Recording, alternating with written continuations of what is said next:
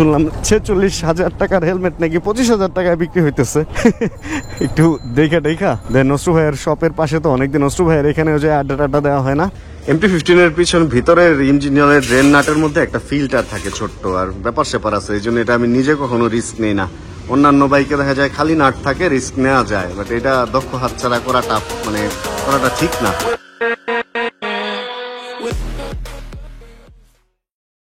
Hey everyone, this is Said Monipal. Welcome to my YouTube channel MSI Vlogs. Last কিছুদিন ধরে আমাদের ভিডিওর নিচে একটা কমেন্ট অনেক বেশি আসতেছে, এন্ড সেই কমেন্টটা হচ্ছে যে রানা ভাই লং ট্রিপে কেন যাচ্ছেন না, রানা ভাই ঢাকার ভিতরে কেন, রানা ভাই ঢাকার বাইরে কোথাও কেন ঘুরতে যাচ্ছেন না, আমরা ট্যুর ভ্লগ চাই। সত্যি কথা, ট্যুর করতে আমার অনেক বেশি ভালো লাগে, ঢাকার বাইরে যেতে আমারও অনেক বেশি ভালো লাগে, লং রাইড করতে আমারও অনেক বেশি ভালো লাগে। কিন্তু একটা কথা আছে না যে কম বিপদে পড়লে বাঘে ঘাস খায় না, অথবা কম ফাপড়ে বানর গাছে গাছে ঘুরে না। ঠিক ওরকম কম চাপে আমি এরকম ঘরের মধ্যে বসে নাই, বা আমি ঢাকার শহরের মধ্যে বসে নাই। পারিবারিক, পার্সোনাল অ্যান্ড প্রফেশনাল বিভিন্ন রকম ঝামেলার কারণে আজকে হলো এরকম ঢাকার ভেতরে প্রায় 1 বছর ধরে, ঢাকার বাইরে ঢাকার ভেতরে 1 বছর ধরে গাড়িতে টুকটাক ট্যুর করা হয়েছে, কিন্তু বাইক ট্যুর একদমই করা হচ্ছে না। বাট এইবার আর বসে থাকা যাবে না, বেশ কিছুদিন ধরে বাইকের ওইভাবে যত্ন নেওয়া হয় নাই। বাইক নিয়ে এবার বের হয়ে যাব, বাইকটাকে একটু রেডি করে রাখতে হবে। আজকে আমরা বের হবো হচ্ছে একটু ইঞ্জিন অয়েল চেঞ্জ করতে, অ্যান্ড টুকটাক চেন টেন এগুলা অ্যাডজাস্ট এগুলা করে রাখবো, কারণ যে কোনো দিন সকালে উঠেই দেখা যাবে যে রওনা হয়ে গেছি আপনাদের নিয়ে কোনো এক জায়গায়। এখন যাবো একটু মোটোতে, আমি একটা ইঞ্জিন অয়েল কিনবো, আর কিনবো হচ্ছে একটা ইঞ্জিন অয়েল ফিল্টার, কারণ ফিল্টারটাও অরিজিনাল অবশ্যই আপনাকে ইউজ করতে হবে। একটা বাইকে ইঞ্জিন অয়েল যেরকম জরুরি, ঠিক ওরকম ইঞ্জিন অয়েলকে যেহেতু ফিল্টার করে ফিল্টার, আর ইঞ্জিন অয়েল ফিল্টারটা অবশ্যই অরিজিনাল কিনবেন। আর অরিজিনাল ইঞ্জিন অয়েল যে কিনতে হবে এই ব্যাপারটা তো এর আগেও বলছি, অ্যান্ড আরেকবার বলতেছি। তাহলে চলেন 3, 2, 1 আমরা এখান থেকে বের হয়ে যাই, অ্যান্ড দিনের অন্যান্য অ্যাক্টিভিটিগুলা আজকে আপনাদের সাথে শেয়ার করি। অ্যান্ড দোয়া রাখবেন যাতে এই সপ্তাহের মধ্যেই আমরা লং ট্রিপে কোনো এক জায়গায় বের হয়ে যেতে পারি, নতুন কোনো জায়গায় হোক, চাই না হোক, পুরান কোনো জায়গায় হোক, কারণ বাংলাদেশে ঘোরার জায়গা আমার চোখে দেখা খুব কম। মানে যেই জায়গাগুলো আমি গেছি আমার মনে হয় যে এই জায়গাগুলাই ঘোরার জন্য বেস্ট। নতুন কোনো জায়গায় হয়তো যেতে পারি, হয়তো আগের কোনো জায়গায় যেতে পারি। সত্যি কথা কি, ঢাকা থেকে আমার বের হইতে হবে। এখন কই যাব আমি জানি না, 2 চোখ যেদিকে যায় আপনাদের নিয়ে ওইদিকেই চলে যাব। তাহলে চলেন আপাতত ঘর থেকে বেরোই, সামনে কখনো ঢাকা থেকেও বের হবো। আমার বাসা থেকে বের হইতে এই গলিটা আমার অনেক বেশি পছন্দ, কারণ এখানে অনেক পুরানো বাড়ি আর পুরানো গাছ আছে। তো মনে হয় যে সেই ছোটবেলায় কাফরুলে যখন থাকতাম ওই জায়গার কিছু স্মৃতি মনে পড়ে। আম গাছ, আমের সিজনে তো এই এলাকায় থাকি না, আমের সিজনে এখান থেকে আম চুরি করবো, মানে ঝড়ের দিনে আম পড়লে ওই আমটা চুরি করব।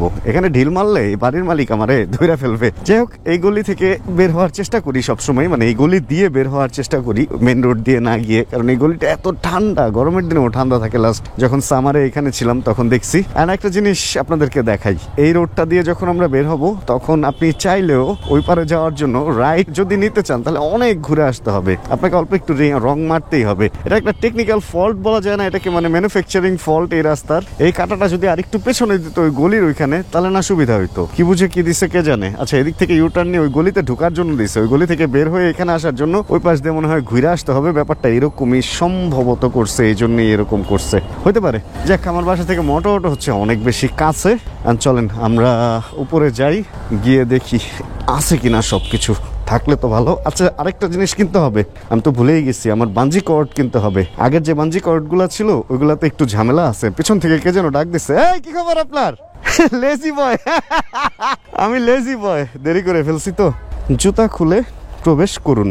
জুতা খুললাম, এবার প্রবেশ করলাম। এই ভাই, শেল আছে আলট্রা, শেল অ্যাডভান্স আলট্রা দেন একটা, কেমন আছেন? বাঞ্জি কর্ড আছে? আপনারা কি ইঞ্জিন অয়েল ফিল্টার বেচেন? স্টকটা মনে হয় নাই। আফটার মার্কেট বেচেন না? আফটার মার্কেট এই যে আছে তো। না, ইঞ্জিন অয়েল লাগবে ভাই, যে কোনো দিন লং ট্যুরে চলে যাবো আপনাদের রেখা। লেডি বয় নাকি বলছি ভাই? একটা ইঞ্জিন অয়েল আর একটা বাঞ্জি কর্ড। কালার ফ্যাক্ট না, লাল আছে না? সবুজ দেন, সবুজটা বেশি ভালো লাগতেছে লালের চেয়ে। ভাই আমি তো আপনাদের রেখে চলে যেতেছি দূরে কোথাও। কই যাবো এখনো ঠিক করি নাই, তবে যে কোনো দিন আমি চলে যাবো। বাইকটা আজকে রেডি করে রাখি। যাক, মোটামুটি আমরা ট্যুরের জন্য তাহলে রেডি বলা যায়। এই দুইটাই, এই যে একটা আর এই যে একটা সময় ছিল আমরা এইখানে বসে শুয়ে যে কত সময় কাটাইছি, ইদানিং আমাদের মোটামুটি আড্ডাটা একটু কমছে। এখানে আমরা একটু কম আসি, বাট আবার আসা শুরু করতে হবে। নর্মালি বৃষ্টির সময় উপরে থেকে বৃষ্টি দেখা আর এখানে আড্ডা দেওয়াটা হেবি মজার একটা ব্যাপার ছিল। ঢাকার বাইরে বিভিন্ন জায়গা থেকে যত মানুষ আমরা ছিলাম, মানে সব এক কমিউনিটির লোকজন আমরা যারা ছিলাম, সবার আড্ডা ছিল একসময় এখানে। আমি লাস্ট অনেকদিন একটা বড় গ্যাপ এখানে করছি। আসলে কি হয়, মক্কার মানুষ হজ পায় না, আর কমলাপুরের আশপাশের লোকজন নাকি ট্রেন মিস করে, একটা কথা বলে না, ঠিক ওরকম। এইখানে হচ্ছে যখন আমার বাসা কাছে হয়ে গেছে তখন এখানে আড্ডাটা আমার কমে গেছে, অথচ উত্তরা থেকে আমি রেগুলার এসে সেখানে আড্ডা দিতাম। যাই হোক, আমার কেনাকাটা মোটামুটি শেষ, ব্যাগে জিনিসপত্র ঢুকাই নিচ্ছি।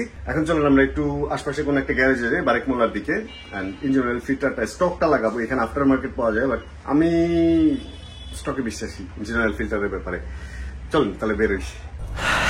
চলে আসছি আমরা আবার বাইকে, আর হচ্ছে ব্রাদার্স মোটর কর্পোরেশন বারেক মোল্লা মোড়ে দিয়েছিলাম ফোন, জিজ্ঞেস করলাম মালপত্র কি অবস্থা, বাইকের একটু কাজ টাজ করে দিবেন কিনা। বেনজির ভাই ছিল, বেনজির ভাই বলতেছিল ভাই চলে আসেন, তাহলে চলো চলো আমরা চলে যাই হচ্ছে বারেক মোল্লা মোড়। শুভ ভাই আমার রেখে যেন কই চলে গেছে কথা বলতে বলতে। ওনারে আমি আজকে উনি আমার আগে আসছে, তো বলতেছে যে লেজি বয়, আমিও নর্মালি ওনাকে সকালে ফোন দেই, মানে আমি যেদিন সকালে উঠি ধরেন 10টা-11টার মধ্যে, যেদিন ঘর থেকে বেরোয় যাই, বেরোয় ওনাকে ফোন দেই, হ্যাঁ লেজি বয় আর কতক্ষণ ঘরের মধ্যে থাকবেন। তো আজকে উনি আমার আগে বেরোয়েছে, এই জন্য আমার বলতেছে লেজি বয়, আর আমি ওনাকে বলতেছি লেজি বয়, উনি বলতেছে লেজি বয় বলতেছেন না লেডি বয় বলতেছেন, বুঝি না তো।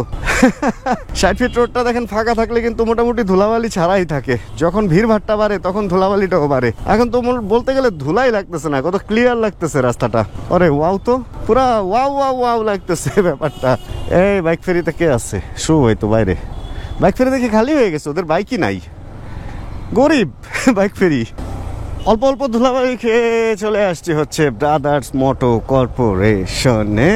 চলেন এবার এটার কাজ কাম সারি। আসসালামু আলাইকুম ভাইয়া, কেমন আছেন? ফিল্টার আছে অরিজিনালটা, ইঞ্জিন অয়েল ফিল্টার। একটা ফিল্টার লাগবে, ইঞ্জিন অয়েল নিয়ে আসছি আমি, এটার একটু ইঞ্জিন অয়েল ফালাইতে হবো ভাই। হ্যাঁ কি অবস্থা ভাইয়া, কেমন আছেন? অয়েল আমার কাছে আছে, জাস্ট একটু চেনটা অ্যাডজাস্ট করতে হইব, আর ইঞ্জিন অয়েলটা ড্রেন করলেই হয়ে যাব, এই কাজ। চলেন তো দেখি কত কিলোতে এবার ফেলতেছি আমরা। ট্রিপ 2 তে হচ্ছে আমার ইঞ্জিন অয়েল দেওয়া ছিল, ট্রিপ 2 তে হলো 1509, অনলি 1509 কিলোতে এবার ফেলে দিতেছি। যদিও আমার বাইকের কিলোমিটার হচ্ছে 3000 প্লাস, 3000 চেয়ে অল্প কিছু বেশি হয়েছে, তারপরেও মোটামুটি এবার 1500 ফেলে দিলাম। এরপর থেকে 3000, মানে এবার যে ইঞ্জিন অয়েলটা ঢুকবে এটা দিয়ে 3000 চালাবো। ব্রেকিং পিরিয়ড মোটামুটি 3000 পর্যন্ত মানলাম, আর মানার দরকার নেই, নর্মালি 2000 পর্যন্ত মানে সবাই, 1500 2000, বাট একটু বেশি মানলাম, পছন্দের বাইক তো। দেখি কি অবস্থা ইঞ্জিন অয়েলের। এবার সিটি রাইড বেশি করা হয়েছে, তো এটা দিয়ে সিটি রাইডই করা হয়েছে সব। ইঞ্জিন অয়েল মনে হয় ভালোই কালো হয়েছে, কারণ যত ক্লাস ধরবেন অত কালো হবে। অবাক করা হলেও সত্যি, দেখেন আমার MT-15 কিন্তু ডাবল স্ট্যান্ড আছে, এটা সবার MT-15 থাকে না, বাট আমার MT-15 এই যে সাইড স্ট্যান্ডের সাথে সাথে একটা মেইন স্ট্যান্ডও আছে। এটা আবার কেউ সিরিয়াসলি নিয়েন না, আসলে এখানে ডাবল স্ট্যান্ড লাগাইছে ইঞ্জিন অয়েলটা ট্রেন করার জন্য, কারণ ডাবল স্ট্যান্ড লাগানো থাকলে, ভাই ডাবল স্ট্যান্ড লাগা ইঞ্জিন অয়েল ফালাইলে সুবিধা কি?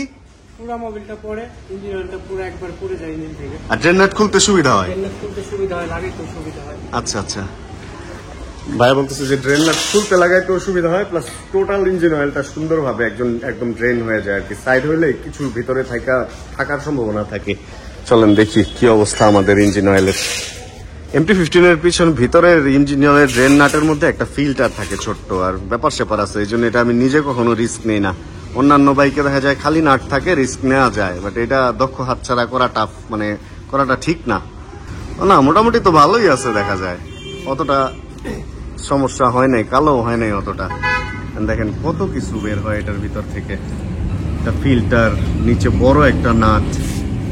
মোটামুটি ইঞ্জিন অয়েল ড্রেন হওয়া শেষ, ফিল্টারটাও ফেলে দিতেছে। ফিল্টারও ক্লিনই রয়েছে একদম, খুব একটা ময়লা টয়লা হয় নাই।